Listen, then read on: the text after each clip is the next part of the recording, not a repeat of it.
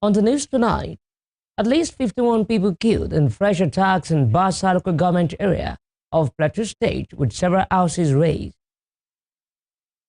Chief Magistrate in Rivers State resigns from service over appointment of sole administrator. Governors-elect under the People's Democratic Party, PDP, dismissed possible measure of parties ahead of 2027 general election. On the foreign scene, South Korea's ousted leader denies his brief martial law declaration was a coup d'etat. Good evening, this is News at 7 on Western Spring Television. My name is Okoyemuni. The death toll in Monday's attack on the ZK community in Makpa Kwal district of Basa local government area of Plateau State as 851 with several houses razed. According to a Kwal community leader, Wakili Tongwe, the attackers invaded the village in the early hours of Monday and shot sporadically at the residents who were scampering for safety after hearing gunshots. The community leader said a team of vigilantes, including himself and some security personnel, were patrolling another community when the attackers invaded the village and started shooting. Though the security personnel engaged the invaders and succeeded in repelling the attackers, the damage had been done, with about 36 persons shot dead and 4 others dying later. Some other residents sustained gunshot wounds and are receiving medical attention at the hospital. Security agencies in the state are yet to comment on the attack, which is coming less than 2 weeks after 52 persons were killed in some communities of Boko's local government area of the North Central State. Our former presidential candidate of the Labour Party, Peter Obi, has visited victims and families of those affected by the recent spate of killings in the Boko's local government area of Plateau State. In a statement shared via his official X handle on Monday, the 63-year-old expressed sorrow over what the town senseless killings, describing the violence as unacceptable in a country not officially at war. The former Anambra governor's visit included a meeting with Governor Caleb Mutfwang and a trip to Bokos, where he met with displaced persons, children, and survivors of the attacks. Mr. Obi lamented the scale of the destruction and called for urgent action to protect innocent lives. Meanwhile, Mr. Obi stopped by Lafia town, Nasarawa state capital, today and commended a young man that saved lives and livelihoods at a petrol station following an explosion. I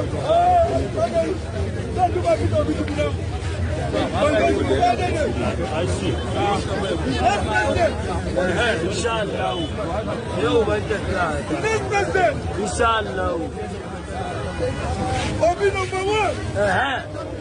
He's the one. That was the one. He's the one that pulled the car from the filling station and brought it out.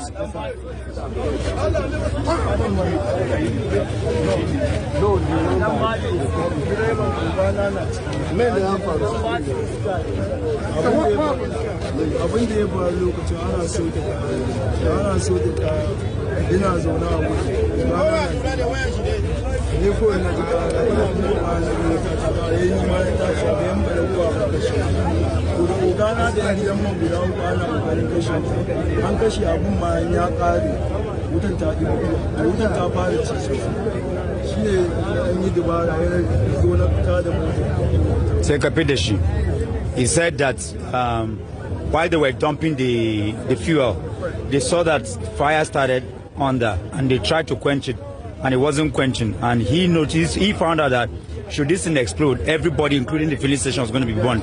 So he jumped into the steering, started the car and pulled it out, and then jumped out before the whole thing. So he saved the filling station and all the other. If not, everywhere would have burned. He said, let's go there so you can see something.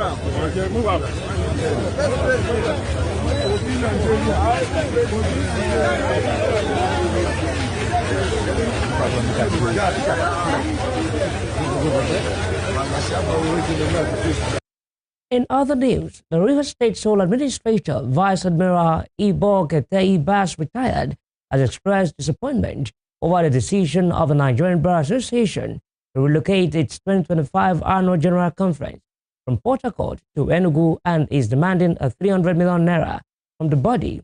Ibas quoted the reason cited by the NBA, describing it as misleading and uncharitable. In a statement issued on Monday by the Senior Special Assistant on Media to the Administrator of a State, Hector Igbekwoubo, he said while the NBA reserves the right to choose a venue for its conference, the association has yet to address the issue of the refund of the hosting rights paid by the state government for the conference. Ibas noted that if the NBA truly stands on principle, it should demonstrate the same integrity by promptly returning the 300 million naira already paid by the Rivers State government for the hosting rights of the 2025 conference, rather than benefiting from a state it now publicly discredits. He further explained that President Bola Tinubu acted within the confines of his constitutional powers when he declared a state of emergency in Rivers, following what he described as a collapse of democratic institutions in the state. However, in a reaction, the NBA said it did not sell hosting rights for its 2025 annual General Conference, adding that Rivers State donation was a gift and not a payment. Meanwhile, a chief magistrate in the Rivers State Judiciary, A.G.K. George, has tendered his resignation from service, citing unease over the appointment of a sole administrator to oversee the affairs of the state. George, who disclosed that he has put in 16 years in the judiciary, said the appointment of a sole administrator is tantamount to a quasi-military administration. George's resignation was contained in a letter addressed to the Chief Judge of Rivers State to the Secretary of the Rivers State Judicial Service Commission. He expressed dismay over the direction of the governance of a state, which he said is alien and antithetical of the values of the legal profession. The letter underscored ongoing tensions in the Rivers State judicial and political landscape following recent developments in governance. However, today, a group of women staged a protest in support of the emergency rule in Rivers State and the sole administrator. What was going on? The House of Assembly was bulldozed down completely. A magnificent edifice that was built with Rivers money, without any care or concern. Taxpayers' money was demolished into rubble, into sand. For me, that is an aberration, and we are not happy about it. We say that that matter was revisited. First and foremost, if an issue of that magnitude occurred, there was no commission of inquiry started. Not no investigation. It just went like one of those things. Is that no? It's not about we need to see it. Then we remember our legislation. That place was almost demolished. All because of a proper constitutional process. This is the Constitution. Is it not there? Is it not there? Now, recently, we have had Dr. George Wake, who handed over the current administration. Say to the world, all men, all women, that the former chief of staff and some other persons Governors elected under the People's Democratic Party, PDP, on Monday dismissed speculations of a possible merger of parties ahead of the 2027 general election. The forum also lamented the alarming worsening security situation in Nigeria as evidenced in parts of the country, especially in Borno, Katsina, and Edo State. The chairman of the PDP Governors Forum and governor of Bauchi State, Bala Mohammed, who read the communique after the meeting held in Ibadan, the Oyo State capital, said the forum resolved that the PDP will not join any coalition or merger. He said PDP, as a major opposition party, will welcome any party, persons, or groups that are willing to join the party with a view to wresting power and enthroning good leadership in 2027. The forum restated its solidarity with the suspended governor of Rivers State, Siminalayi Fubara, on the ordeal into which the state and people have been plunged by the declaration of a state of emergency. The governors also condemned what they described as the worsening security crisis across Nigeria, citing recent attacks in Borno, Katsina, Edo, and Plateau State. They called for a revised national security strategy that empowers state governments to form an effective line of defense. The forum resolved that the PDP will not join any coalition or merger.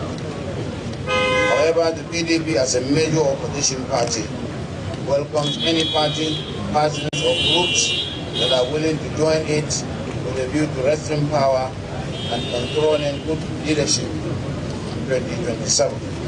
2. The forum reiterates its position taken in Ashaba on the issue of the national secretary of the party, but in the wake of the Supreme Court judgment, the forum resolved to recommend that the Deputy National Secretary acts as a national secretary pending the nomination and ratification of a substantive national secretary on the Southeast Zone at NEC at its next meeting. 3.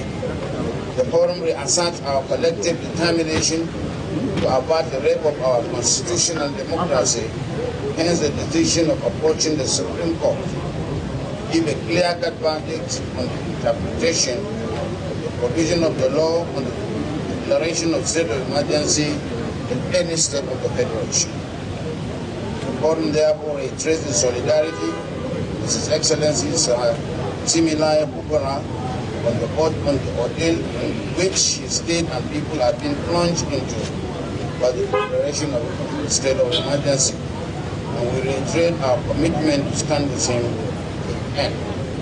Number 4, the forum finds alarming the worsening security situation in the country as evidenced in parts of the country, especially Borno, Plateau, Katsina, and Edo states. The forum calls for the review and reordering of priorities and strategies, including adopting a bottom-up template that guarantees subnationals to constitute an effective line of defense against security breaches.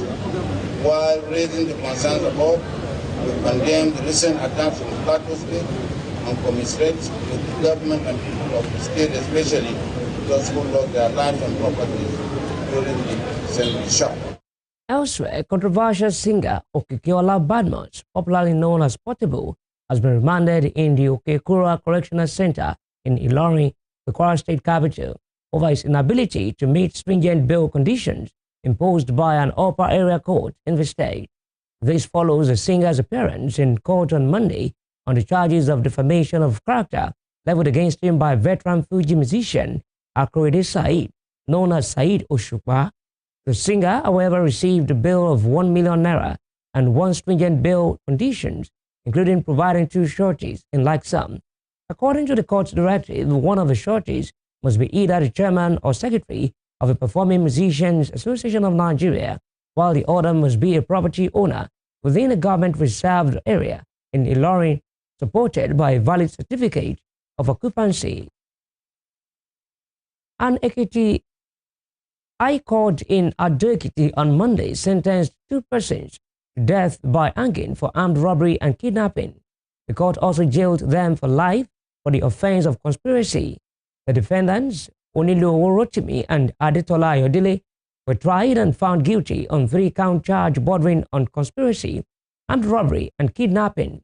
The charge said the convicts on 7th October 2016 at Omo-Ekiti conspired to commit armed robbery when they robbed one Mrs. Ajibola Oyelola, and on the same date and place also conspired to kidnap the victim. You are watching News at 7 on Western Spring Television. Still to come, JAMB warns newly established, upgraded, and adopted tertiary institutions against engaging in illegal admissions. We'll bring you more on this when we return.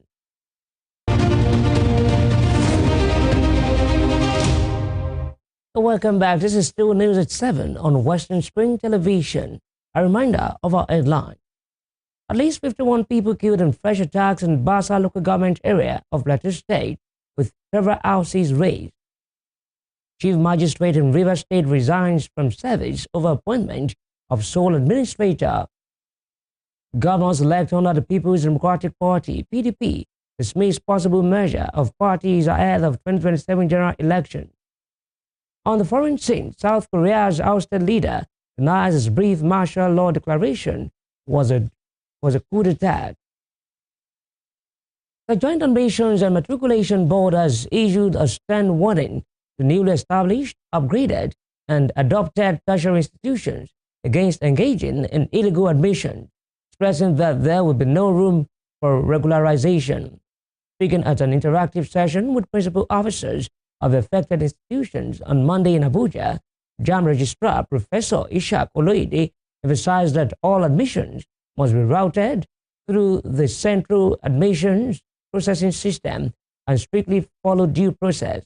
He called for full compliance of the over 80 new institutions recently approved by the federal government for the admission procedures. The registrar explained that CABS introduced in 2017 automates and standardizes the admission process, while the integrated brochure and syllabus system launched in 2018 facilitates clear communication and program eligibility checks. According to him, both platforms, now upgraded with institutional mail services, serve as JAM's sole official communication channel.